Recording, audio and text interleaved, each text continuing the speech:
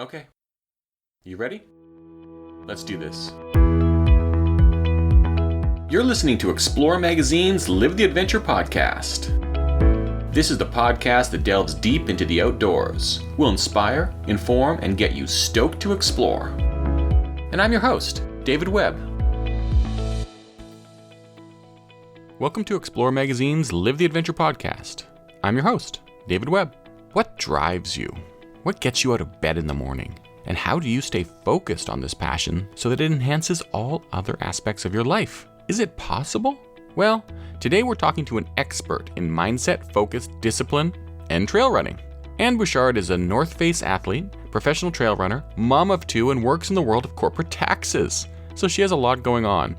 But she still balances it all while training and competing at a high level, running in races and events in excess of 50, 60, 100, and even 600 kilometers. How does she do it? What can we learn? Well, we're about to find out. So stay tuned for Anne Bouchard, North Face sponsored trail runner.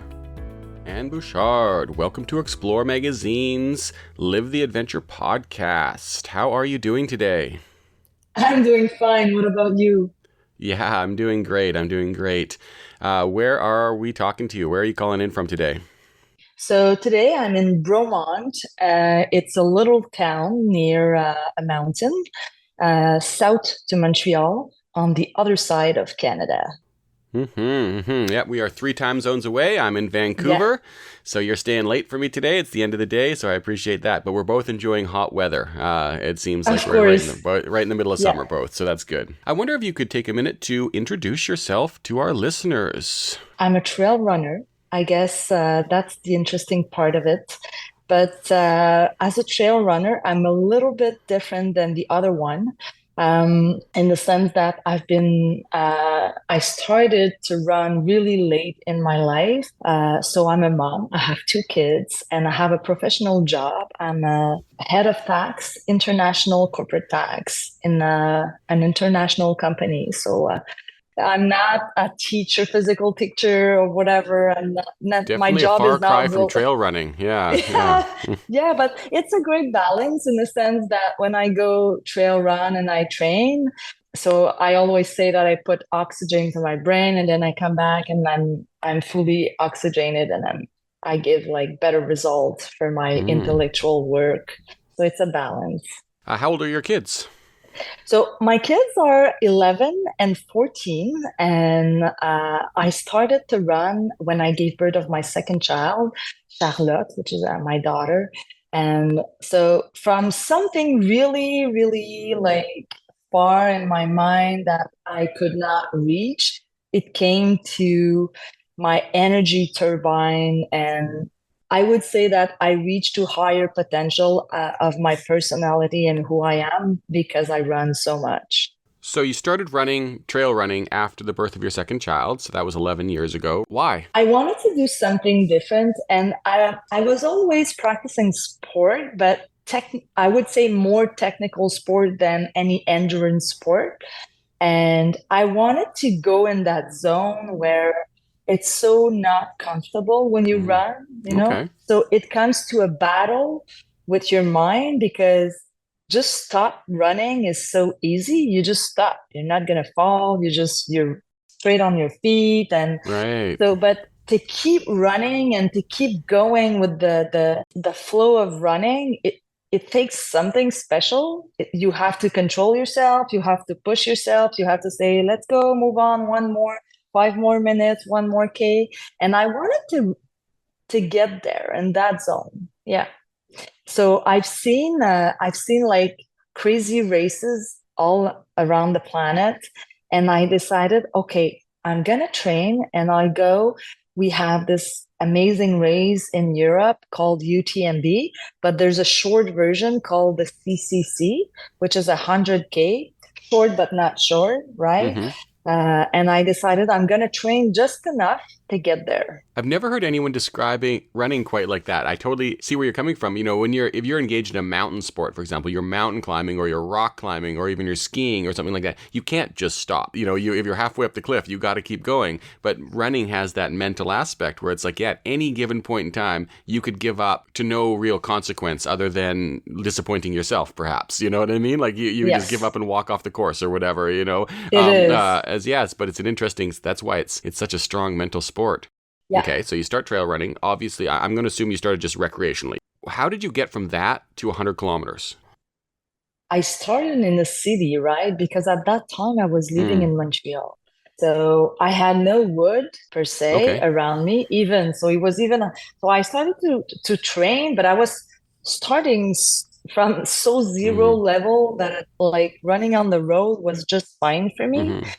I took a personal coach because I know nothing about how to build a training plan properly, right? So I got my training plan, and I remember one time on the plan I've seen 15K in the trail. So I had to take my car, get out outside the city, drive and get to the wood and run 15K. It took me a week to plan for Mm-hmm. this.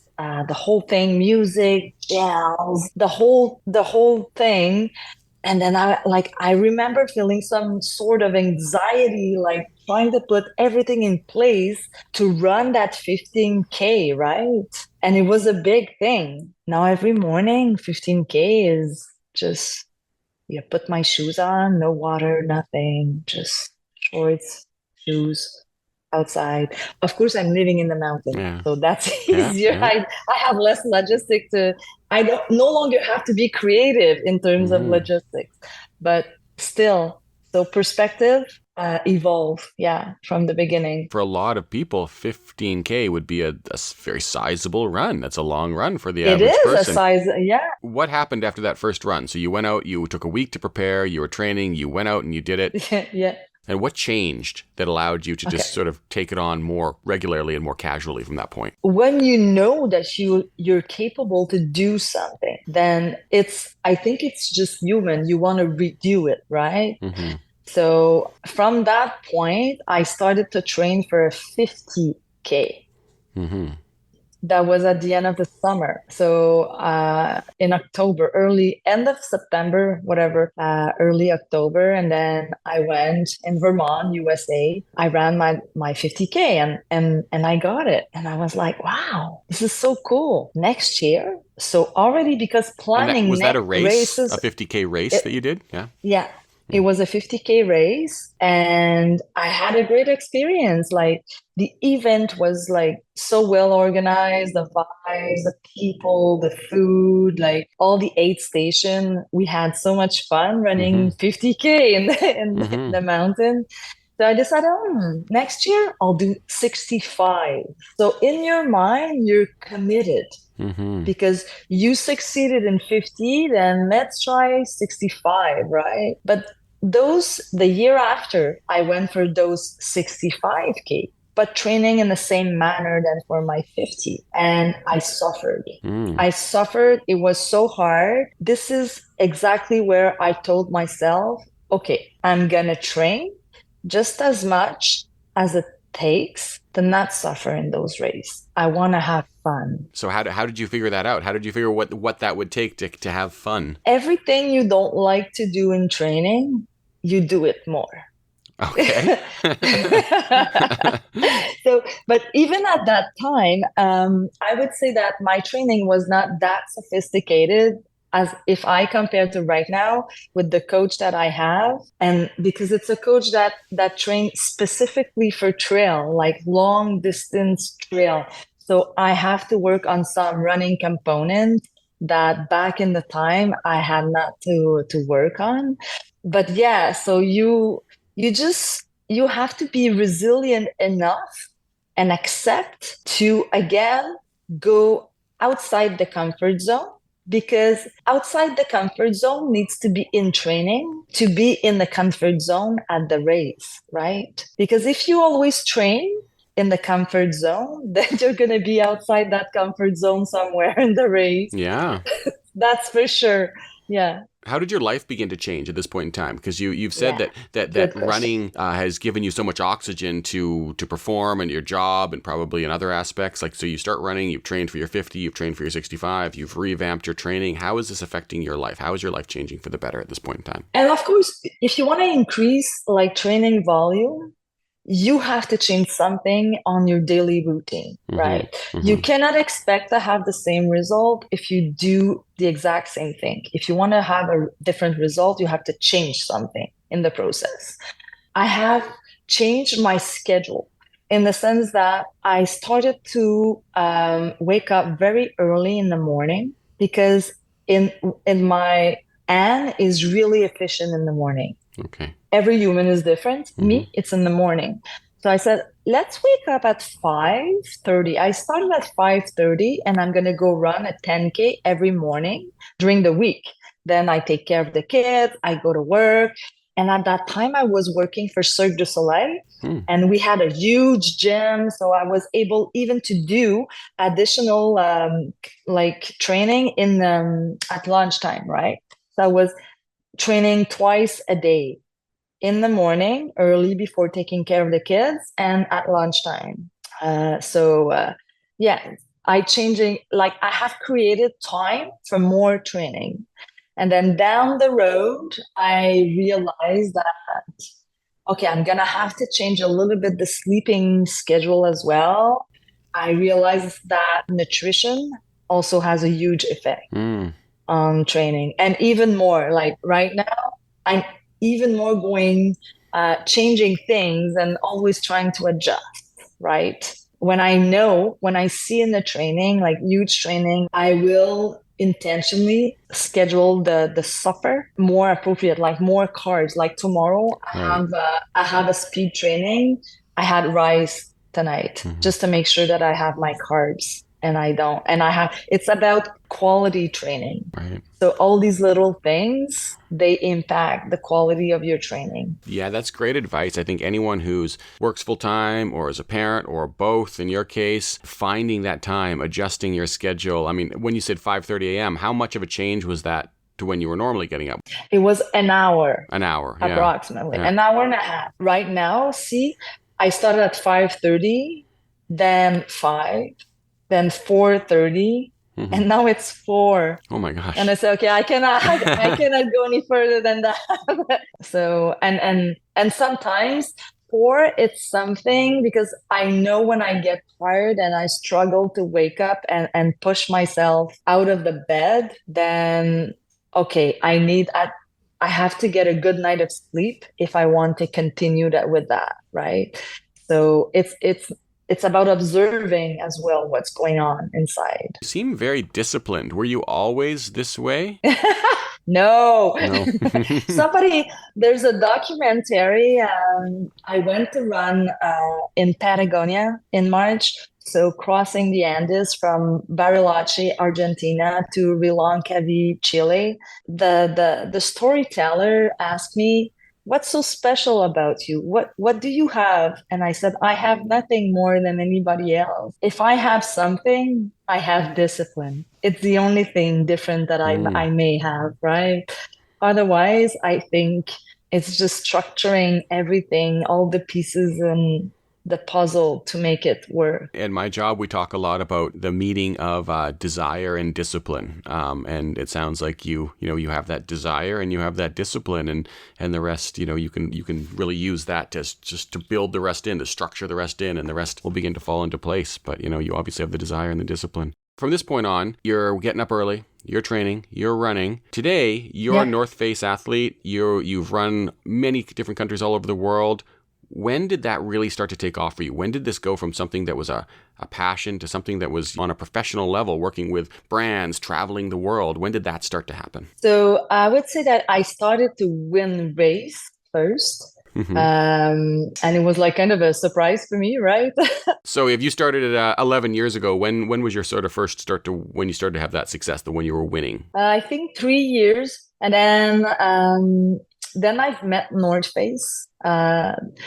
No, the story is I've been running with, there was that runner. She was running for North Face. She's the first one in Quebec that was running for North Face. And then I met her in a race, And who is that? and it was like Sophie Limoges. Okay. I don't know.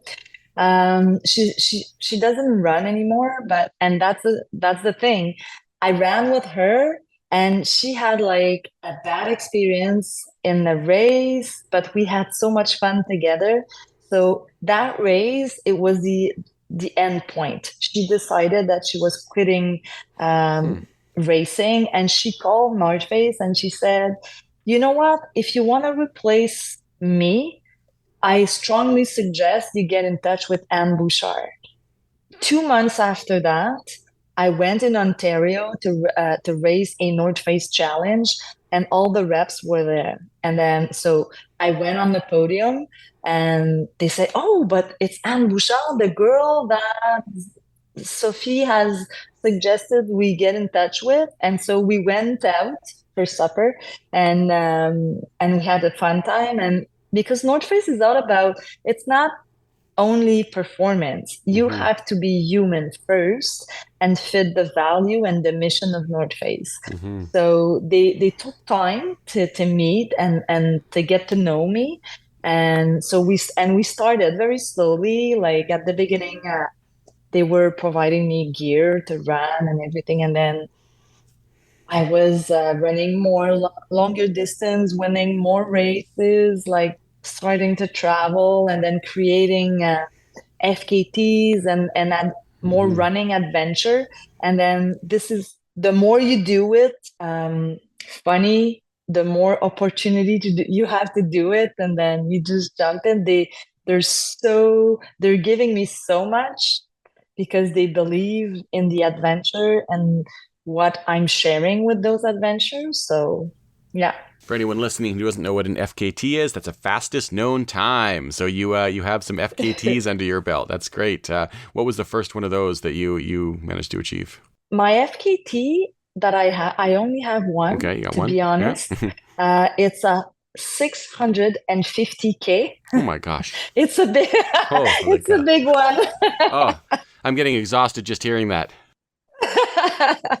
So it's in Quebec. It's a trail, the Appalachian Trail. Right. Yeah, of course. And yeah, you know that? Oh yeah. So, but it was during COVID, so I only did the Quebec portion. So that starts from the province of New Brunswick, and that go across the mountain east of Quebec till Gaspé. So yeah, that was my FKT. So it's long enough. I don't know how many times I'm gonna have it, but it's a very long one. What is the number? What's the time?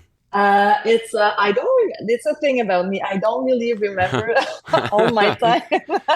I think I would have it tattooed on my arm if I had an FKT on a 650 kilometer time. Oh, I put all the rewards, the medal, all that. It's in the box. I don't want to value the ego. I say, okay, just be creative, still continue to run and move on and discover and explore, and that's it.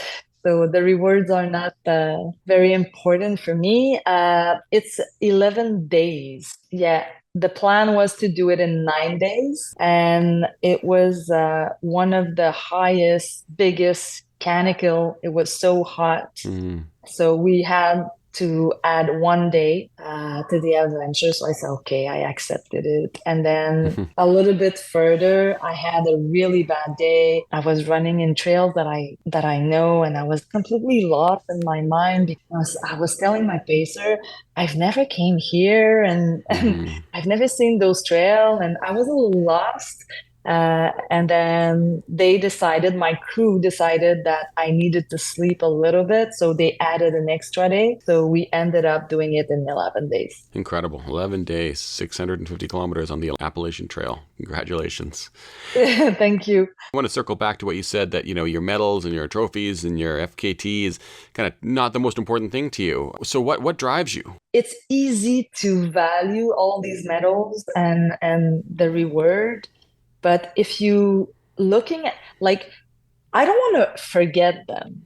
I'm very proud of what I've done and I want to keep them, right? It's in a box. So Oh, it's yeah. something, but I don't want to do things for that because it's the wrong why, I think. I think the why needs to be more pure and more authentic than I win race, so I have to do race, right? It has to be something you want to achieve.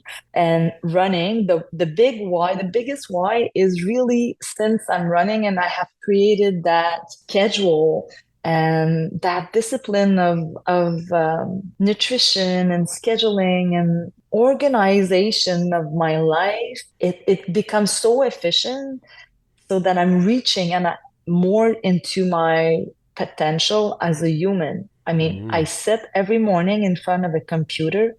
I manage many consultants, lots of people, and people tell me, "Why are you so energetic?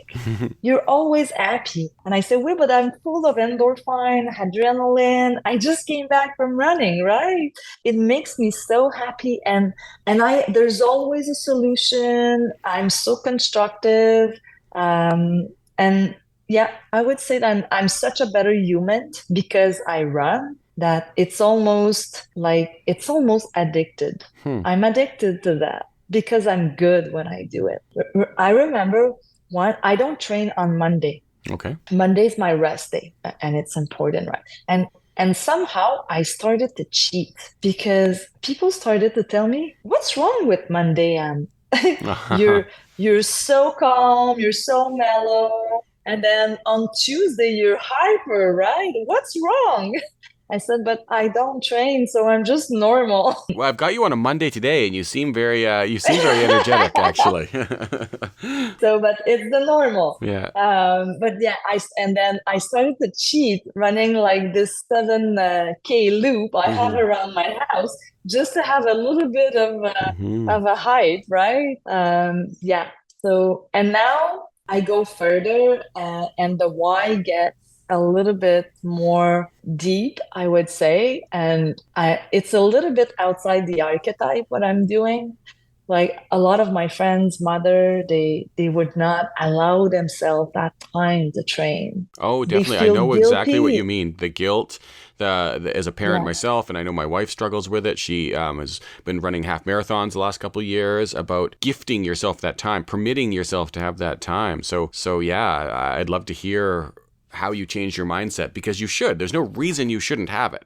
We all struggle as parents. Like, there's no reason you can't. It's all inside your head. So how do you change your mindset to say, no, I am doing this. I am prioritizing this about myself. Because you inspire and like giving your kids, it's like giving your kids a seed, right? Mm-hmm. Your kids are watching you from the beginning. Like you gave birth and they started to watch you, how you do things, how you behave, what you do. You feed them, you wash their clothes, you clean the house, you do a whole bunch of things, right? How do you want to inspire your kids? My daughter told me when she was 6 or 7, so not long time ago, she told me, "Mom, you're not a sports person." I'm like, "Oh, that's interesting. It means that all these hours that I train, you don't even notice it. It Wow. doesn't impact you." And I was really happy about it. Yeah. I'm so glad that you think that I'm not a sports person.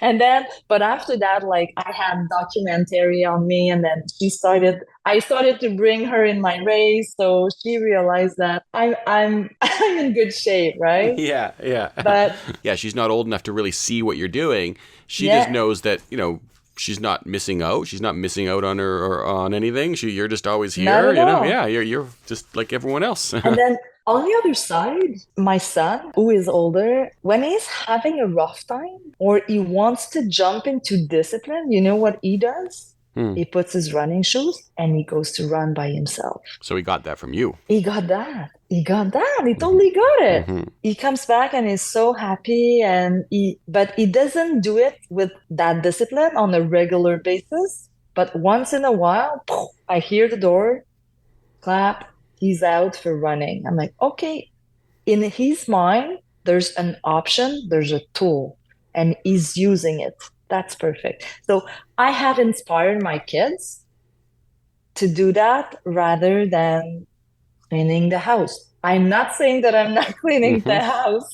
It's not what I'm saying, but I took the time to inspire them in other manner. I love that. That's really landing with me. I feel that a lot with my kids, that how to set the best example. And you're probably right that if there are a few dishes piled up in the sink, that's probably not going to impact them all that much. But setting that example and giving them the tools and that healthy living package that you're creating, and showing them that you can prioritize yourself without sacrificing others, that it's okay to do so. These are all really, really good examples. It's all about being good. I mean, Mm-hmm. you're being good for you, you're being good for other, and all the nutrition as well. So Mm-hmm. I'm very proud of that because my kids eat really, really well. And Do they and eat the I same remember, stuff you eat when you're training? yeah, They eat they do. the same Yeah. things. Yeah. You know what? My daughter, she's doing gymnastic Mm. at a competitive level. So she trains 16 hours a week. Mm. And then when I go, so she does her day at school, and then she has to do 4 hours of gymnastic at night. So Wow. I go, I pick her up at school, and I give her her lunchbox for the night so that she can eat a little bit before the gym in the car. And I put gels. Nice. I give them like protein bar Mm-hmm. gels, and they get all that. Exam at school. Take one gel before your exam so that your brain is like full of sugar, and you're gonna have Mm-hmm. energy and good idea for your exam. Sounds like a fun household you've got there. I'm inspired. I'm inspired. I was on your social media, and there was a post somewhere that you described your kids as your heart and your running as your lungs. And at first I was wondering what you meant by that, but I think I'm getting it. It was after Patagonia that I said that. Yeah, I would say that I could not see my life without adventure and discovering the world in my running shoes. It's just I feel so free when I Mm-hmm. do it, and Mm-hmm. and my kids are, I mean, what's the better reason to live Mm-hmm. every day Mm-hmm. and to breathe? Mm-hmm. Yeah. That's so good. So People good. thought people told me, "What about your work?" And That's that's I said, that's "Oh, that's my work." lower. That's lower on the list, right? Yeah. But I had to think about it, and then I said, "But my work is probably my feet, Mm. because like it keeps me walking, moving forward. Like it gives me money to do all that. So maybe work is feet, Mm-hmm. Mm-hmm. but I'm not sure. I Mm-hmm. want to give my feet to my work. Yeah, I know you need your feet to run. We've gotten into what your family gets from this experience. When you're running, when you've had the film made about you, you're on social, you compete at events. What do you hope that other people, just the average person who might see your social media, watch your race, find out about you, what do you hope they get from you? To break any paradigm that they have in their mind, maybe. Like we've said before, that I said it's outside the regular archetype. Like a Mm-hmm. mom does not run 100 miles, a woman does not run 100 miles, a professional career, women with career does not run 100 miles. A woman of my age does not run 100 miles. What is your age? This is something I find totally not comfortable, because last year when I started to say my age, people were like freezing face, round eyes, and they were like, there was that silence. And I decided, okay, this, like, people are not comfortable talking about training or running or trail running or whatever with me because I'm old. Well, I won't put you on the spot. I won't force you. I think I But know I because I will. have your email address and I know Yeah. why there's 2 digits in it. No, but you know what? So this year, and because I'm also preparing a project for next year, a huge one, a little bit like my FKT, and I have to say it because the project is called Archetype, Mm-hmm. and it's nothing but not being ordinary, right? Mm-hmm. It's outside the standard, and so I have to admit my age and share it. So I'm 49 years old. You're an inspiration, and that's not old. That is not old. I'll tell you right now. And And if people don't want to engage with you because of that, their loss. I'll just put it out there right now. but you know what? And this is like something in the history of my running. I had my coach, right? And I don't remember. I think I was like 45. Yeah. And she told me, at your age, and there's nothing you can be better. You just need to manage how to keep going and not going under, like Mm-hmm. lower. And I said, oh, wait a minute. This is not logic. I haven't trained many aspects of trail running. I've never do speed work, like uphill work, descent work. There's a lot of things I haven't done, and you're telling me that I have to manage to try to stop decreasing a potential that was never You haven't even there got or there? Yeah, yeah, explored. yeah. Yeah. So that was like not logic to me. And then this is where it all started. I called my new coach and I said, listen, I know I'm old, but I still believe I can be better. And he said, you're absolutely right. And ever since, every year I improve. Wow. Every year the numbers and the stats are better, but I'm getting older. I do a run every year here in Vancouver called the Sun Run. It's just a fun run. It's a 10K, but I've often just used it as a baseline. Okay, what's my time this year versus what's my time last year? And I've gotten a bit slower. And I thought in my head, I'm like, well, maybe that's just the way it is. I'm aging and that's the way it Yeah, is. But you're making me think, no, that's not the way it is. There doesn't have to be like that at all. it depends on what you're willing to accept. Mm-hmm. I Mm-hmm. mean, at some point, I'm going to have to accept that I'm getting older, Mm-hmm. right? Even this year, I feel it a little bit more in the sense that I feel it more, but I train more as well. In the sense that I feel like more sore in between trainings. Mm. But I've been like training the cycle I just finished because I did 100 miles 2 weeks ago. The cycle of training I've been doing, just the training, I'm proud of myself. It's Yeah, incredible. Yeah. that's so So great. I'll accept it, but I'm not ready to accept it. The archetype project you mentioned, I wonder if you could tell me a bit about that. I cannot say much. Okay. I can say the name, Okay. of course, because I'm still, the document is out to North Face for review. Hmm. Of course, I always present the North Face and see how they want to jump, how far they jump into it.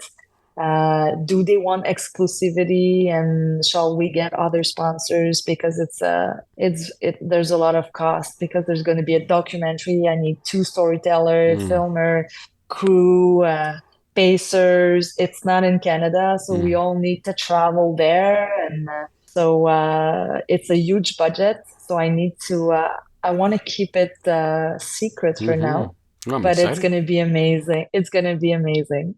I'm very excited. I'm very interested. We'll have to stay in touch on it. So you mentioned you're going to be traveling for this, and you've traveled a bit. What do you tell me a bit where this passion, this sport of running has taken you, and what you've done recently, and some of your successes? I would say that the last 2 years is it's really interesting in the sense it started in COVID, right? Hmm.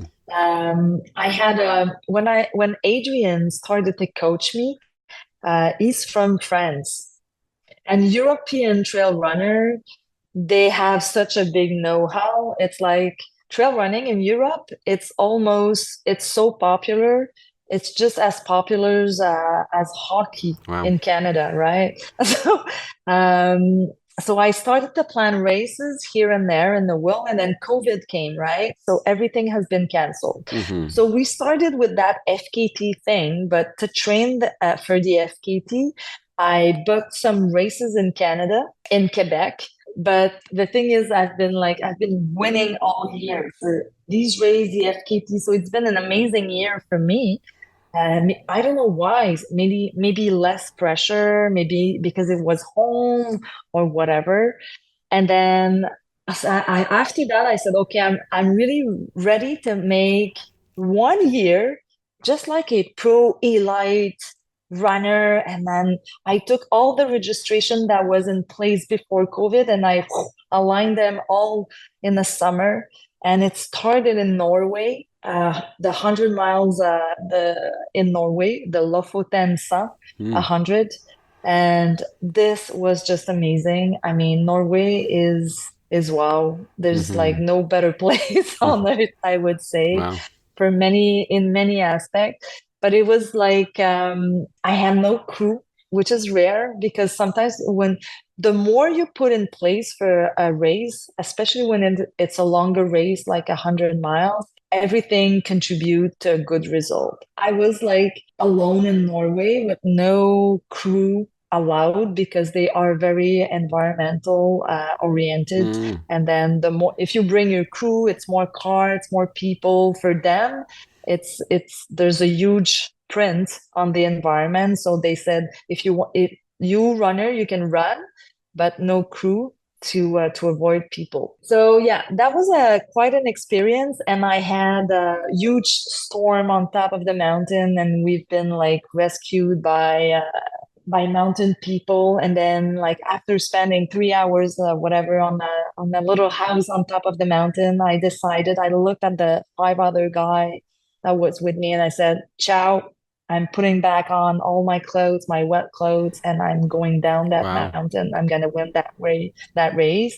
And then all the guys were saying, ah, no way, we're not gonna let the lady go. Wait for us. So that was like Norway. And then I went for a triple crown that maybe you know, it's in Alberta and British Columbia. It's called the Sinister Triple. I have heard of it, yes. So I came back from Norway, and then 4 weeks after, I jumped into Sinister 700 miles. And then 3 weeks after, Canadian Dead Race. And Wow. then 3 weeks after, Black Spur, all ultra. I was like, wow, this is just crazy. I was really tired at the end of that. And then I bet. I came back. Yeah, I came back from British Columbia. And I think it was like 6 weeks after that, I flew to l'Île de la Réunion, which is a French island, for La Diagonale des Fous. And then that was like a big year, like because Yeah. it's only 5 months, so one ultra every month. Yeah, traveling there. And Incredible. then the invite came for usually I don't do any ultra in March nor April because Quebec people, we are like deep into the winter, Yeah. and we don't have proper training to do ultra. But I was so excited to go in Argentina to cross the Andes that I decided to accept the invite and to go. So And how did that race go? the Andes, it was really special. Yeah. Many barriers in the sense that all the races I've been doing, it's all English or Mm. French. There it's Spanish, Mm. right? But Spanish with no English. You go to Spain to do a race, they're going to speak to you in English. Mm. But there, they don't speak English. They speak to you in Spanish. I started to learn Spanish to go there. But obviously, I don't have time to be fluent enough. So that was that barrier, right? And then I had no crew there, only one drop bag, which is like not a lot for a 120K race. Hmm. And the course path was really, really, really hard. The last 50K, it was a big mud hole. Were you Yeah. happy with the performance, So though? Were you happy with how it went for yourself? yeah, I Mm. win the race. Yeah. How can I won? I mean, I'm happy, but this is it's interesting because 2 weeks ago I came third. So a third place, Hmm. but for a race that was just as hard as Patagonia, but that third place was so incredibly I won it. It's Mm. 100% score for me because it was like perfectly planned. Nutrition was perfect. The heat was like really high, no impact on me. I was smiling from beginning to end. I was joking at the aid station. I've been running more than I've never ran. Say, but in Patagonia, I won, but I struggled so hard to win that race. Mm-hmm. So it's different, you know. Mm-hmm. I understand that it might look better to win than to come in the third place, but I'm more happy with my third place than winning a race because I was just happy during 100 miles, right? I've heard similar statements from other racers in different disciplines, cross-country skiers, cyclists, that a race that they just felt good about, that everything went well, that they executed perfectly, and they gave their all, and then came in ninth place, they were so happy with, or another one that didn't go very well, but somehow they ended up on the podium or whatever at the end, and they were just like, no, I was happier with the ninth place than I was with the first. You know, I mean, it's funny. I've heard the same thing from quite a few different racers. It's really interesting. It's all about it, and it's probably like the stronger why we run Mm-hmm. and we keep doing it is because we want to get that happy thing. Like Mm-hmm. just it's all about being happy and pushing yourself, but giving result, right? I've pushed myself. It was through adversity in Patagonia. There was a result, but I mean, I could have done so much better than this with proper planning and be like eating better, carrying more food because I lacked food, taking the water in the river because there was no water at the aid station. I was like counting on having that water at the aid Mm-hmm. station, but there was none. They all knew that you have to fill up your bottle when you cross the river, and I Mm-hmm. didn't do it. So I kind of did not manage to have good sensation, good Mm-hmm. feeling. What advice would you have to someone listening to this right now and thinking, you know what, I wanna trail run, I wanna get running? What's the first step? How do they get out there? Don't think about the statistics, the number of Ks, the time, just go run, enjoy. And this is my FKT brought me that. Get in contact with nature. Mm. Once you sync yourself with the nature and the element, you feel true as a human. You're not going to force the discipline. This discipline will be created by itself. And for those people starting out or those people who are into trail running now, we always do like to talk a little bit about what people are using out there, what kind of gear, and what helps you have the success that you have and have the comfort that you have and enables you to enjoy the experience. So what do you rely on? So, of course, I'm very lucky because I have North Face. Mm-hmm. They create amazing gear. Every year they send me the shoes, the shorts, t-shirt, camisole. I'm like, wow, especially the shoes. I Mm-hmm. would say we can always like find something like t-shirts or short, whatever, but shoes are really the most important piece of equipment. And North Face with the new technology of the carbon platform that they have, I really enjoy that. At the beginning, I warned them and I said, "Oh, that's weird. I Mm. feel like in a rocking chair, right?" Mm. And then I did my training on uphill, and I'm like, "Wow, like it's like somebody's pushing on me to move forward."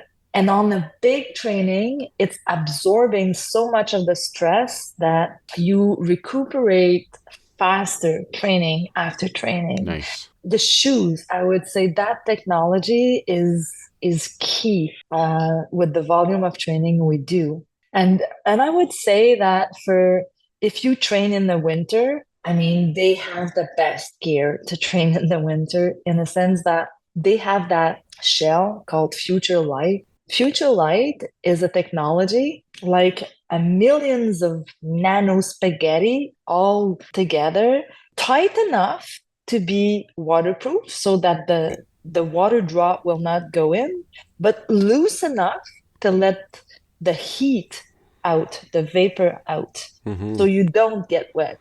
So I would say that this is also key for Quebec people Mm-hmm. training in the winter for 4 months. Like we're running in the snow 4 months a year. We need to get good gear.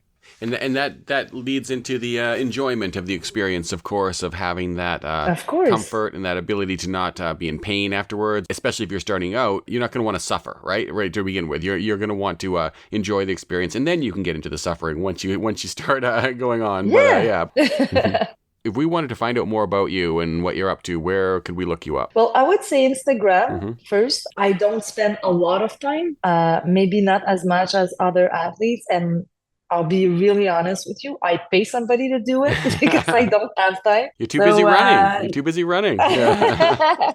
There's Instagram for sure. There's documentary. Altitude Sport has it on the YouTube channel. There's Caribou, the documentary on my FKT of 660 and 50K.